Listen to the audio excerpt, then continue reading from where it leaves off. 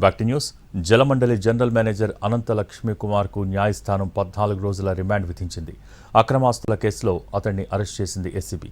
ఆదాయానికి మించిన ఆస్తులు కూడబెట్టారన్న ఆరోపణలతో ఏకకాలంలో ఏసీబీ దాడులు చేపట్టింది. హైదరాబాద్తో పాటు 9 ప్రాంతాల్లో సోదాలు నిర్వహించింది. ఈ సోదాల్లో తవ్వే కొద్దీ అక్రమాస్తులు బయటపడ్డాయి. 100 కోట్లకు పైగా ఆస్తులు ఉన్నట్టు అధికారులు గుర్తించారు.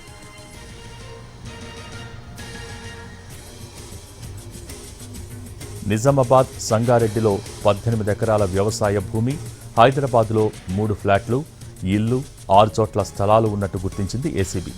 ఇంట్లో 1,10,00,000 రూపాయల నగదు, 2 కిలోలకు పైగా బంగారు ఆభరణాలు, 9 కిలోలకు పైగా వెండి ఆభరణాలు స్వాధీనం చేసుకుంది. తనిఖీల అనంతరం అనంత లక్ష్మీ కుమార్ను అరెస్ట్ చేసింది.